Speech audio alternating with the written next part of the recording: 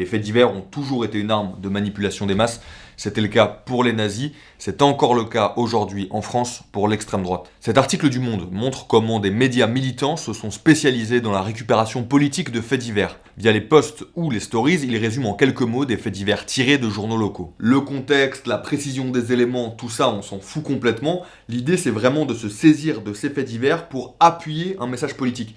Ça leur permet de parler presque exclusivement de leurs obsessions, l'islam, l'immigration et l'insécurité. Dans ce livre, Samuel Bourron ajoute que les faits divers font diversion en favorisant des contenus anecdotiques au détriment d'informations aux enjeux plus importants concernant de possibles modifications des structures économiques et politiques. Cette technique, elle s'inscrit dans un concept un peu plus large qu'on appelle la réinformation. C'est Bruno Maigret, ex-numéro 2 du FN, qui lance publiquement ce terme en novembre 1997. Les médias mainstream serviraient la même propagande à tout le monde, ils cacheraient les vrais problèmes, il serait donc grand temps de réinformer les populations.